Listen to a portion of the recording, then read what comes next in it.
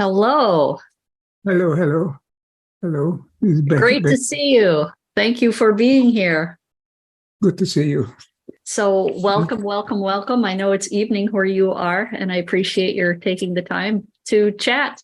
I would like to read the introduction that I have for you because my audience is generally business people and they probably don't know a lot about you. So I want to give that first, and then we'll start our conversation. So Ervin Laszlo spent his childhood in Budapest, Hungary. He was a celebrated child protege on the piano with public appearances from the age of 9, receiving a grand prize in the international music competition in Geneva. He was allowed to leave Hungary and begin an international concert career, first in Europe and then in America. Laszlo received the Sorbonne's highest degree, the Doctor of Letters and Human Sciences. I did the English translation there in 1970.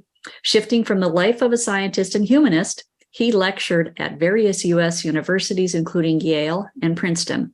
Following his work on modeling the future evolution of the world order at Princeton, he was asked to produce a report for the Club of Rome, of which he was a member. In the late 70s and early 80s, Laszlo ran global projects at the United Nations Institute for Training and Research at the request of the Secretary General.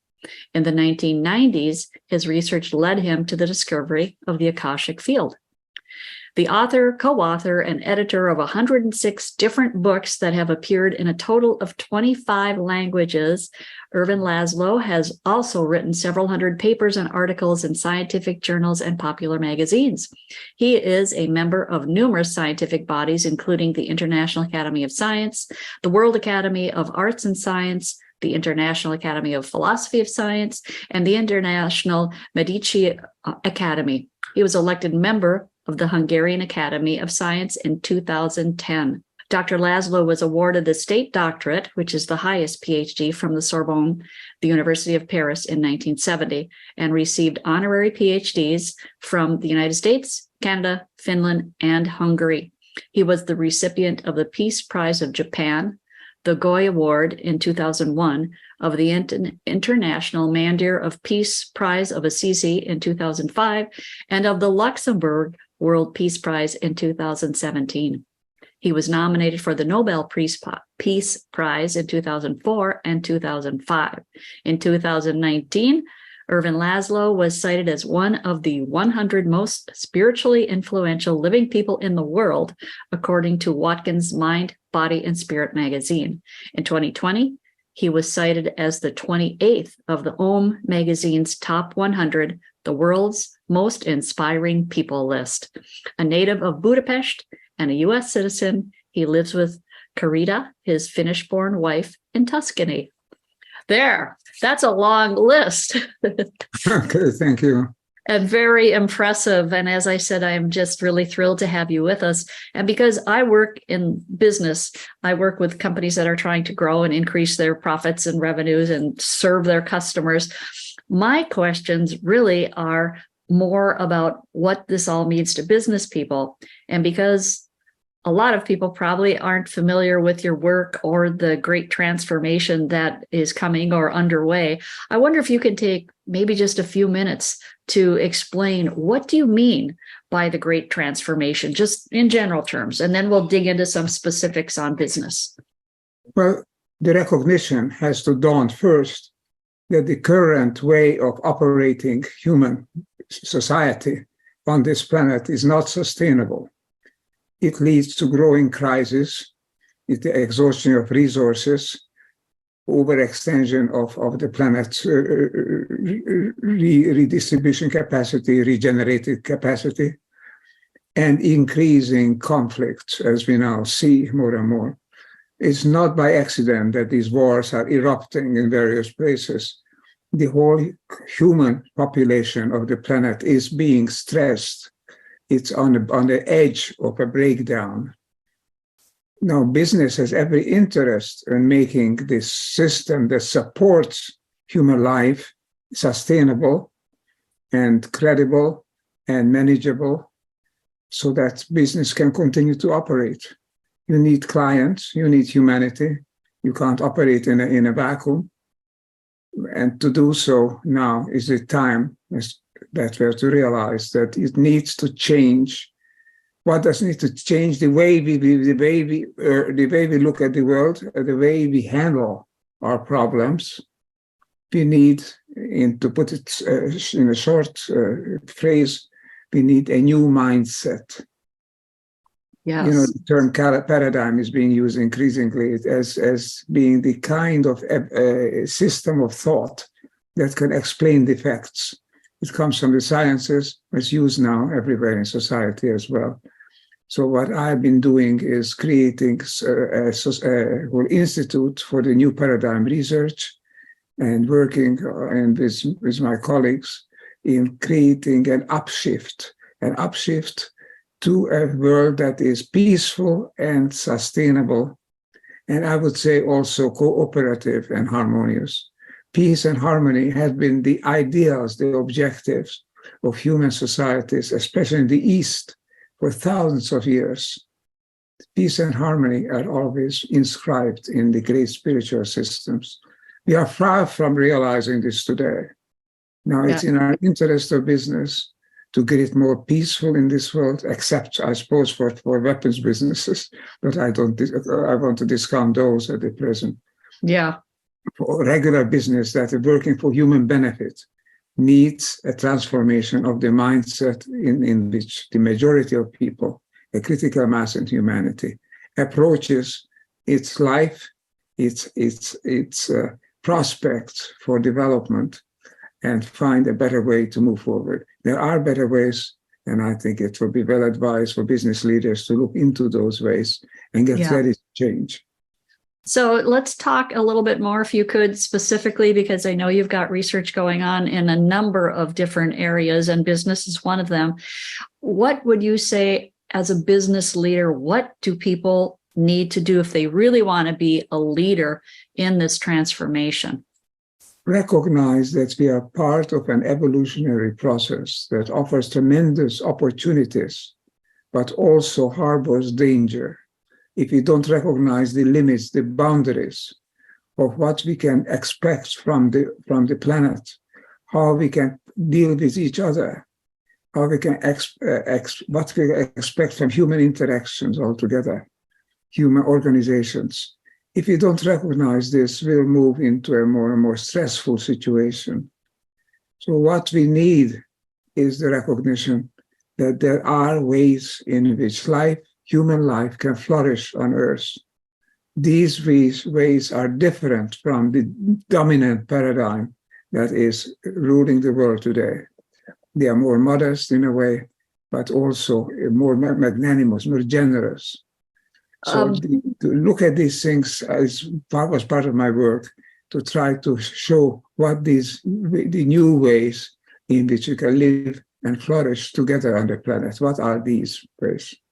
Do you want to talk a little bit more specifically about those new ways, those new ideas that business leaders could use? The specific answers will be in the territory of each business. People in transportation will know what the best answers are over there, in energy supply, etc., in medicine.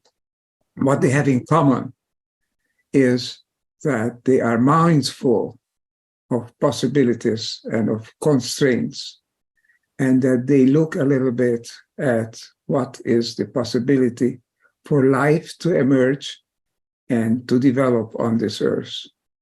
If there is a breakdown in any part of the ecosystems, it'll generate increasing stress. It'll penetrate to other parts of the system. We live, don't forget, not only in an economic and social interconnected system. We live in a quantum system where information is penetrating, is communicating faster than we can perceive. Wow. It doesn't all just go through our senses. Information is being conducted across information systems and across happenings, events in the world. All that is part of our nervous system. Our nervous system is overcharged today. We don't know what to look at first. When we look at the evening news, what do we get?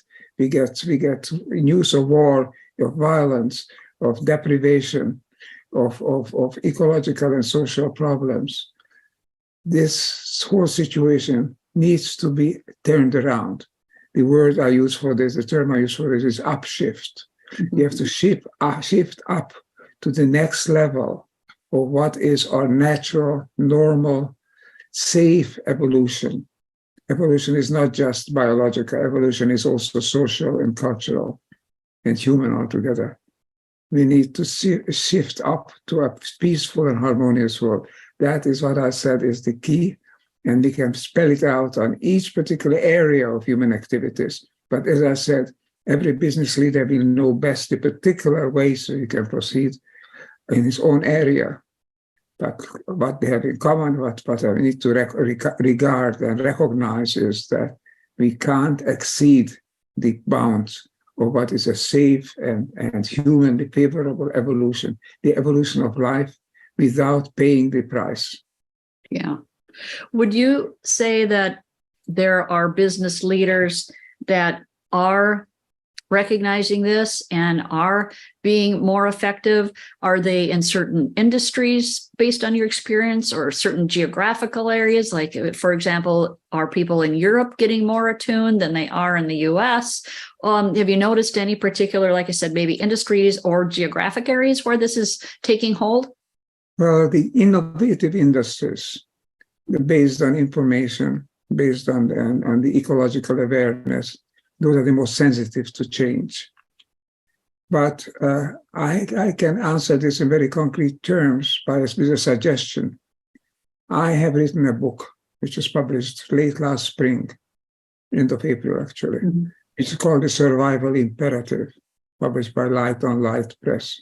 Mm-hmm. The last chapter of this book is a roster, an assembly of businesses, enterprises that operate along the new paradigm, according to this new, safer way, sustainable way. There's a whole list of 150 or more organizations. Many of them are concentrated in the US, especially in California.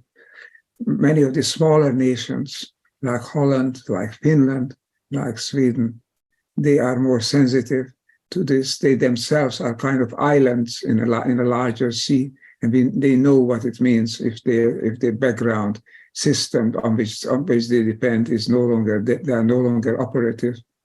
So the critical masses are getting together first on the periphery, then they're moving toward the center.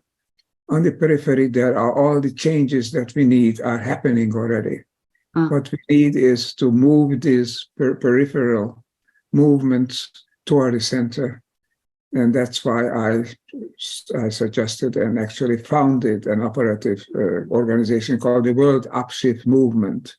It's a movement that people can join. There's no charge for it, and get together and exchange information and jointly answer the question that you're asking. What can we do to create a more harmonious and peaceful world? Yes. And since I'm in the US, I probably would have more connection to US companies. And are they connecting through the World Upshift Movement, or is there some other they must be talking to each other. Do you know how they're engaging with, like-minded people? There's a whole movement of networking, of coming to be. The latest thing is that it's so new that it's already 2 or 3 days old. Is the World Upshift Action Group, which will be something like 9 or 10 organizations, each of them activist organizations successful in their own area, joining together to meet, to take account of what I'm now calling our mission to put things into order and to assure our life, our survival, and our development. This new action group is getting together, creating an international symposium, then creating a festival. All this is in the planning stage, but to happen in the next 4 or 5 months. By next spring, there should be a hopefully well-developed and powerful movement underway. The time has come, and there's an amazing response to it, an amazing response also to the announcement that I have this new book coming out, The Great Upshift, with 35 thought leaders, international thought leaders in the world, contributing chapters, each writing their own chapter in this. I only wrote a 2-page introduction and a 3-page summary. I give the floor to my friends, thought leaders in business, in ecology, in society, in culture, in spirituality. All of these. It's first to ponder this book. It's a whole encyclopedia, 320 pages or so. It's something that you can look into. Don't need to read it all at once, but there are answers from various thought leaders to various problems. As far as businesses, in particular in the US, if you're pretty familiar with those, I would guess, does it seem to be any particular size or industry or anything where these people seem to be taking more to it, or doesn't it, is there no pattern? I don't know, really. I mean, firsthand, I would have to do much more investigating. My organization, my institute is trying to do that. There are this new group that I'm getting together. We'll look into this in more detail. I think in general, those that are based on new technologies or new social movement, depending on new social and ecological movements, those are more sensitive. You know, we have got to adapt. We have got to move. The current ways cannot be frozen. They have to be adaptive to new conditions on the planet. So I think the actually ecological organization based on the creation or support the provision of clean water, good soil, good nourishment, and more sensitive relations among people. These are the organizations on the front line of the dangers and also of the opportunities. They are the ones who are responding more. They are sitting up and asking what is happening and what can we do. And that's the first step toward change. It sounds pretty exciting, and hopefully the momentum will keep building so that we are going to be sustainable. Do you have any thoughts in particular? And again, it's kind of general, and I know you said it depends on the company. Do you have any particular thoughts or advice for people as far as building their team and how they're going to treat employees and their teammates? Because, you know, you're talking about less stress and more human. Do you have some specific things where you'd say these are what they need to be focused on? Well, I've been maintaining an approach which is sometimes called holistic, looking at the whole, looking at the system as a whole, looking at the relations of the system to other systems. You know, I come originally from research in systems theory. So this whole idea of holism used to be purely spiritual. Now it's moving into the practical domain. Ask yourself what you are doing. Is it compatible? Is it good for the whole system? The whole system sometimes can be an enterprise as a whole, can be a whole region, can be a network, it can be an industry, but it can be a society. It's good. Nowadays we hear in the political domain, make America great, and always, you know, put America first. Right. And many nations are trying to do something similar, perhaps not as drastically, but they are trying to do, obviously, favor themselves over the others. But you have to look at the whole system. What is happening to the overall system if you're promoting yourself? If that destroys the rest of the system or damages it, it's not good for you either. Yeah. So holism means looking at the interconnected whole system with which we are dealing. You know, the largest relevant such a system is life, the web of life on this planet. That is the largest system which we need to maintain in good shape. Otherwise, we all suffer. But smaller wholes, of course, are a particular domain, a particular business a business arm, a business branch, an activity, a particular culture, for example, a particular political system. These are all systems. We are only looking at a part of it. That's very true in medicine also, looking at the whole organism, the whole environment of an organism, and not only what's wrong, you know, in the body. which classical medicine tended to do, only look at this hurts here, or then try to check it. What can you do about that? But you have to look at the whole organism, the whole system of life, and that's my suggestion is take that into account.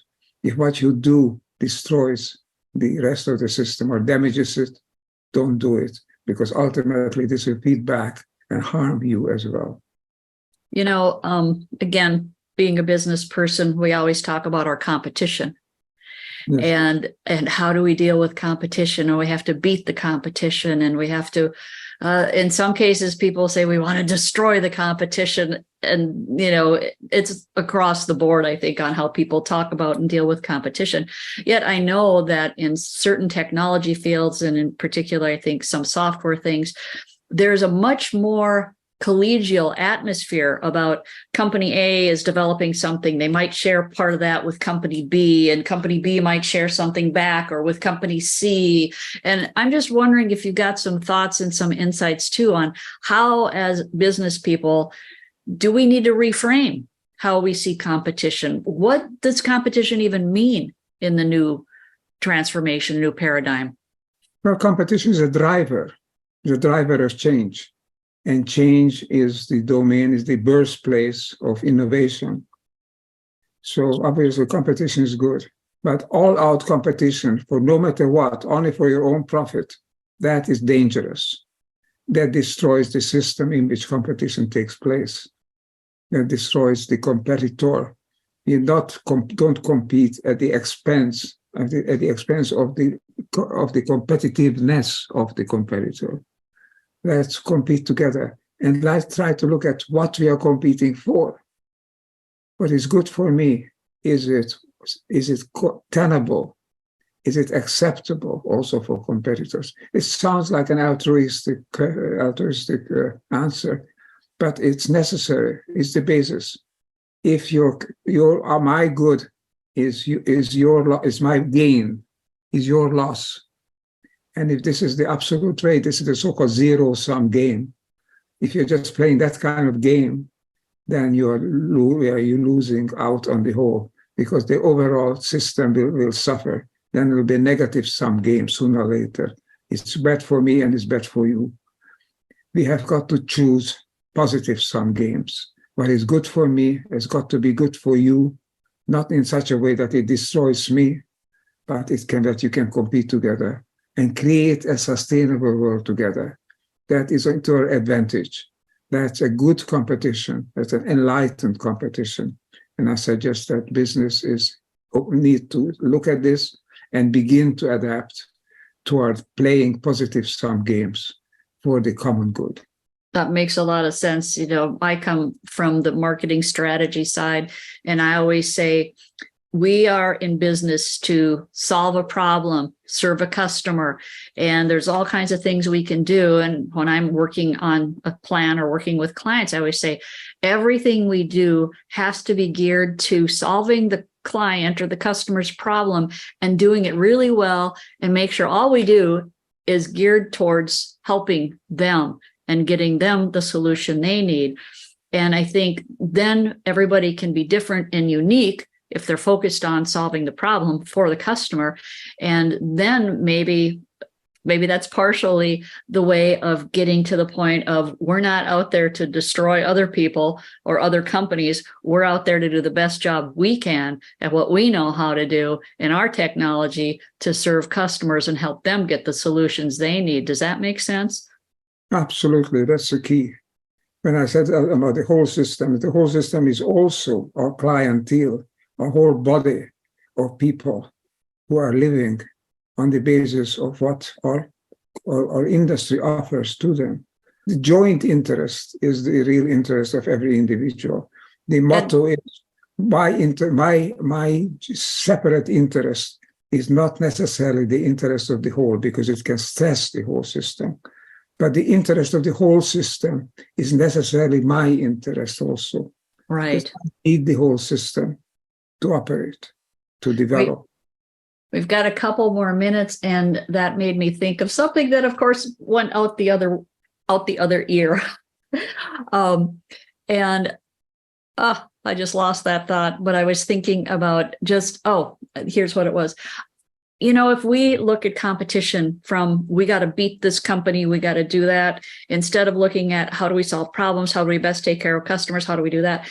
Is that a little bit of coming from the scarcity mentality? Because the way you're talking about it makes it sound like there's enough for everybody. If we figure out our piece of the puzzle where we can be good and innovate and solve problems, we do that, the next company does their thing, and there's enough. There's enough for everybody to be successful and make a difference and solve problems. And once we start pecking at each other is when it starts to go wrong.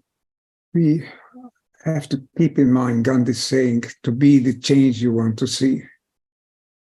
We have to pioneer these changes. Now, competition has to keep in mind that we are part of the human system. Human system is a very vulnerable system. Now we know more and more, feel it, more and more experience it, that this is a small planet. We can travel all around it now in 24 hours or so. We can move from one place to another instantly through the internet. This is highly interconnected. It's a network. So in quantum systems, which we know is really the basis of the physical background of life on Earth, in quantum systems, information penetrates instantly. What happens in one place also happens in other places, not because it just simply sends a message to the other system and sends something over, a resource or information. It's because they instantly intrinsically interconnected. What happens in one quantum system also happens in another system, which can be at the other part of the Earth. This is a vulnerable, highly interconnected, but also tremendously opportunistic and probabilistic and promising system. We can play with it, creating higher levels of well-being. What I'm struck with, sometimes when the business leaders are interviewed, they say, what did you want to accomplish, particularly when they retire? I remember this happened to us, there was the chairman of General Motors at one point, or General Electric, perhaps it was. What did you want to accomplish was the question, and the answer was, I just wanted to win. I compete and I want to win. That's what I wanted to accomplish. And that's not looking very much for what it is that you are really doing, what good you are doing. Very different from the origins of modern big business. A Dale Carnegie, a Henry Ford, and Andrew Mellon, and so on. And these people have professed an intense interest in contributing to the human good. They thought of the organizations as being a benefactors of humanity. This mentality is still present, but it's no longer dominant. It should be made a key element of business philosophy. What can I contribute? What do I contribute to the welfare of humanity? To moving on to the trajectory of evolution, rather than staying on this dead-end trajectory, which leads to growing crisis. Which, if you ask yourself this, I think every business leader will find the answer. There are answers. Yeah. Sometimes they take for self-restraint. Sometimes if you know that your product is not healthful, for example, even if it's profitable, maybe you should change your product or do it in some different way. It's sometimes you have to start early. Sometimes you create toys and all kinds of games for children, which is based on war, on shooting, on killing. All of this develops a bad mentality, a dangerous mentality, that all we need to do to survive is to be stronger than the others. That's no longer the case in the new biology. We know that what survives is the most skillful, the most cooperative, and not the most stronger in a kind of a primitive, you or me kind of way. There is a new mentality emerging in the sciences. It's the same mentality that has been there for thousands of years in the Eastern spiritual systems. It's now recovered in the sciences. And it is that we are part of a larger whole. We are part of a larger system. What is good for that system is good for us. That's all sounds wonderful and fascinating. I know we need to wrap up. I don't know if there's any closing comments that you want to make. The other thing that just popped into my head, because I've got two sons that we adopted from Russia, and one is 27 and one is 22. I'm just wondering if you're hopeful with the youth, and do they seem to be taking more to this than people of, I don't know, 30s, 40s, 60s or so? If you want to comment on that or anything else that you might want to say to wrap up. Well, it's just off the cuff. It's an impression.